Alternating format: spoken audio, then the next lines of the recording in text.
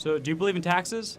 Actually, ideally 10% across the board. Yeah. Okay, so you believe in the confiscation of people's private property? I mean, at some point it depends on if it's private property income or if it's necessary to fund government services. But that's still a confiscation with a gun through police if you don't. I fully acknowledge a moderate form of something I hate in order to fund a government, police, firefighters, EMT is necessary. But that's still government confiscating private property, which you said was socialism. Yes, but have you ever called the cops? No, I don't believe. Okay, I don't like cops. They don't like me. This is another interesting and intriguing debate between Charlie Kirk and the college student, which went down the other way, and it's an interesting one which you really need to watch and stay put to the very end. Welcome guys to the channel. If you're missing me for the first time, my name is Daniel and you're welcome to the channel. For all our returning subscribers, thank you for always coming back to check on what we have to offer on the channel. I don't take a lot for granted. So without further ado, let's watch this video to the very end. I'm a UVM student. I was talking to you before. I'm sure you noticed that. But I'm going to try to keep this civil. Heckling, yes. Yeah. But I'm just going to hope you respond in a way that's not so just conservative talking point and more of a conversation way. Hopefully. Maybe? Sure. Okay. So before there was a question about like Native American communities and treaties and stuff like that.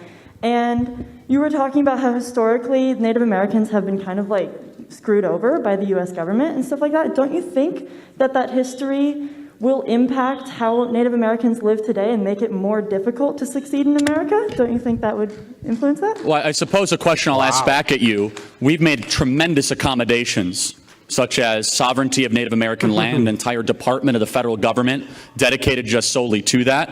Do you recognize that there's been great efforts to try to accommodate that? I recognize those efforts, but obviously they haven't worked. So why haven't they worked?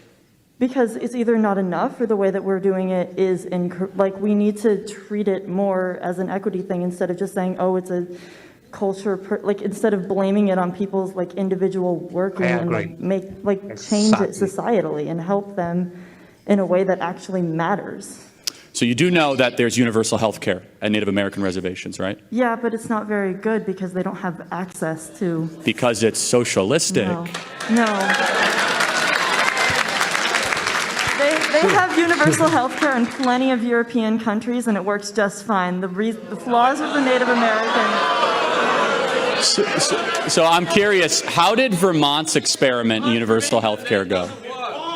I'm not from Vermont, so I don't know these things. I didn't hear your response. Say that again. I'm not from Vermont, so I don't know these things. I moved here like 2 months ago. Yeah, I still can't hear what you said. Say it one more time. You're wearing a mask. It's kind of hard. Can you say it again? I moved here like 2 months ago. I'm not from Vermont, so I don't know these things. Right. So Vermont tried single payer. They had to abolish it. It was a total disaster. So look, I think the best way to help Native American communities is to help all people through empowerment and education. Instead, we tried a heavy-handed government approach of intervention of the Bureau of Native American Affairs, of universal health care. And if you want to go see a socialist dystopia, go to a Native American reservation. Maybe you have. Maybe you worked on Native American reservations before. I've been to plenty. They're depressing. They're government addicted, unfortunately, in more ways than one. They're very, very corrupt. And this is something I want to ask you. Would you self-identify as a socialist? Is that fair to say? Yeah. Okay. I'm not a liberal. I'm more social. I'm okay. Socialist and liberal are different words, and I think conservatives confuse that a lot. They're completely different things. Okay. No, we don't. So I'm just curious, as someone who would say you're a socialist, what would be a country you think works well that's a socialist country? There are no socialist countries right now. There are no has there ever been a socialist country? Truly socialist? No. Okay. So your worldview is on something that's never existed and currently doesn't exist? Is it a bad thing to be like pro-change? Okay, so just so we're clear, yeah, the type of change you're advocating is horrifying. But so it's never existed, doesn't, and so I would say Venezuela, Cuba, North Korea, formerly Vietnam, the Soviet Union, those are not and were not socialist countries? True. Those countries, disastrous agree. effects in those countries were directly contributed by U.S. intervention. There were multiple coups done by the CIA in those countries. let's take, hold on, guys, hold on. Let's take, I'm just curious. And so how on earth did Fidel Castro taking over Cuba have anything to do with U.S. intervention? There was plenty of like sanctions. Like economically, Cuba was completely cut off. There was no. They tried to assassinate him plenty of times. There were so many the things. fact that they're communist. Yeah. We had what to do with that? We didn't have anything to do with that. But after a communist regime took over, they had a. Yeah. So let me ask you another. So first of all, Zimbabwe was not communist. Burkina Faso, Thomas Sankara. Say that again. Thomas Sankara, Burkina Faso. Before he was assassinated, he was actually like... How about Mugabe? He wasn't a communist? How about Joseph Stalin? He wasn't a communist? He called himself How about Mao Zedong? He wasn't a communist? Yeah. Pol Pot? Plenty of terrible people have called themselves plenty of different names. North Korea, so you get to be the judge. Got it. Right. So I just want to make sure we complete the point. You believe in something that doesn't exist, has never existed, and even though the people that call themselves the things that you believe, you say they weren't really that, which is the most important point. Socialism is always judged against an impossible utopia, and they judge markets against a reality. And here's the truth of the matter. That markets, which you enjoy comfortably in Western society, is the most proven affluent creating machine in human history. And I would just challenge you to do one thing. Please stop believing in a utopian nightmare and start looking at things around you that are good, that are true, that are beautiful, that work, and are consistent with the natural law. You'll be a much happier person if you do that. You said socialism is non-American, so what do you think is pro-American? Well, let's define what socialism is, right? Socialism is the government confiscation of private property. Wow. It tends to be the rule of the few, not the many, even though they profess to say it's the rule of the many. But the American, let's just say, economic tradition is private property rights, that's right. Markets with proper restraint, entrepreneurship, the ability to flourish, trade, create new products.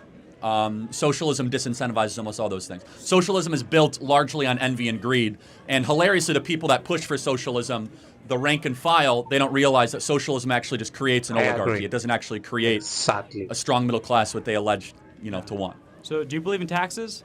Ideally 10% across the board. Yeah. Okay, so you believe in the confiscation of people's private property? At some point it depends on if it's private property income or if it's necessary to fund government services. But that's still a confiscation with a gun through police if you don't. I fully acknowledge a moderate form of something I hate in order to fund a government, police, firefighters, EMT is necessary. But that's still government confiscating private property, which you said was socialism. Yes, but have you ever called the cops? No, I don't believe. Okay, I don't like cops. They don't like me. Okay, you ever gone to a hospital? No.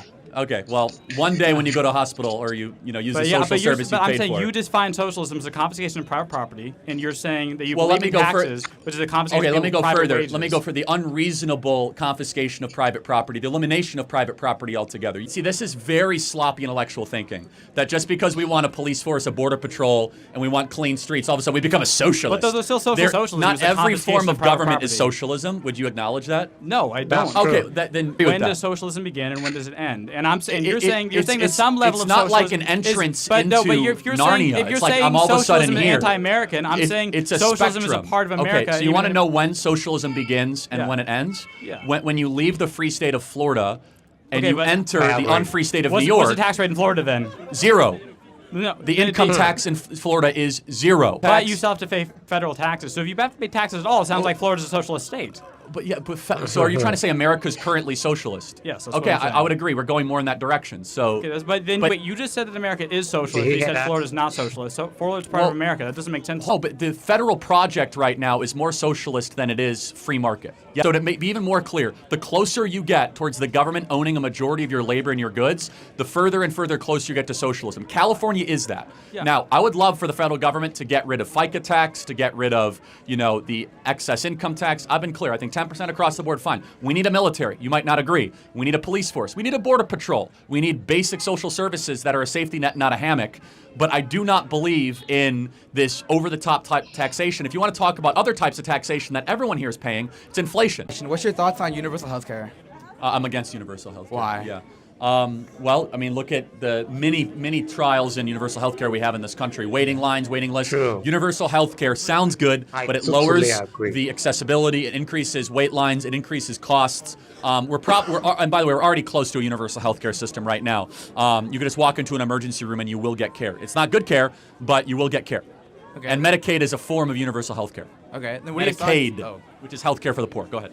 Then what are your thoughts on people who don't have a lot of money, who break their arm or have to go to the hospital? The ambulance costs a ton of money just to be sent to the hospital. One night in a bed is insane amount of money. Right. So what are your thoughts on people? What are they going to do? What are people like who underrepresented, don't have money, have worked their asses up every single day, and yet they have to give up their houses, give up loans just so they can get basic necessities? Isn't that like what universal healthcare is aimed to like mitigate? It is aimed, you're right, it is, but it doesn't mitigate. Here's my agreement with the advocates of universal healthcare. If you go to a hospital, they'll never give you a menu of prices. You have no idea what anything costs. Do you agree? There's no transparency. If you go to Chipotle, they'll tell you how many calories are in your burrito and exactly how much thing cost. It is secrecy of pricing. These private-public partnerships that raise prices endlessly, that have destroyed lives. Medical debt is a huge problem in this country.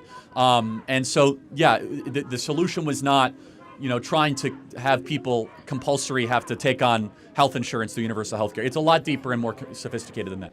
Then can you make the argument again that the reason that we have such bad public health care is because private health care has such a strong hold on society and American society? Well, part of American health care is awful.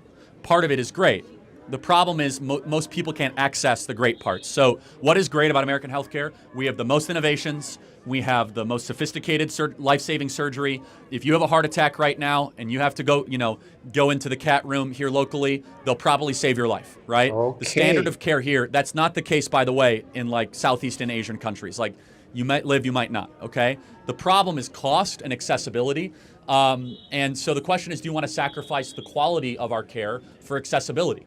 And if the answer is yes, then be ready to wait 5.5 hours. Love this one so well. Like, I am actually carried away with this particular debate. The angle which it came from, it's a lovely one.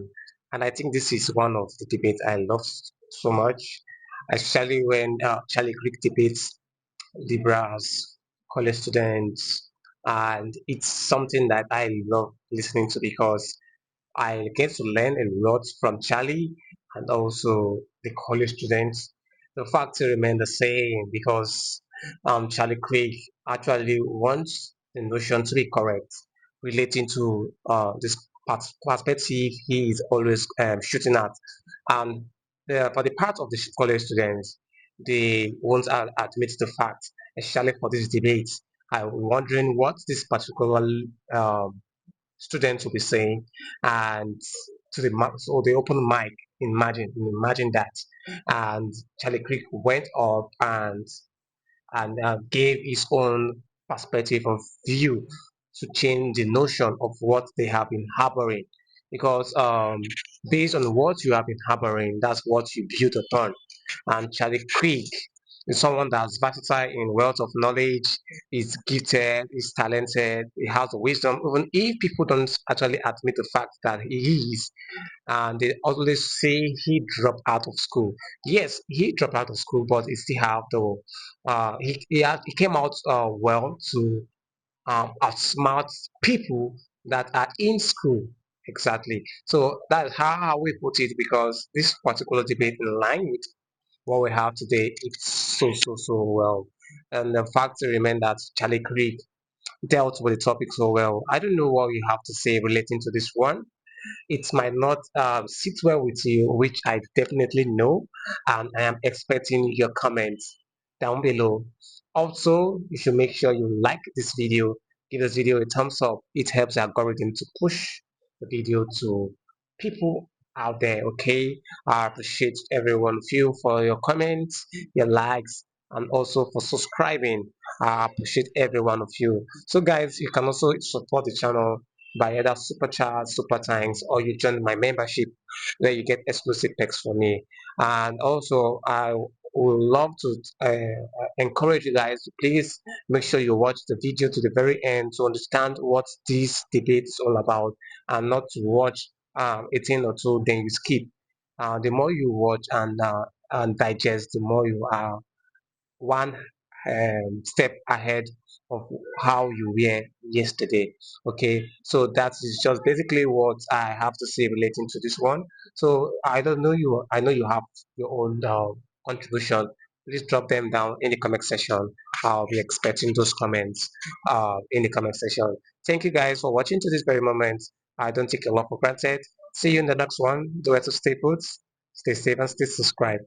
From me to you, it's a bye for now.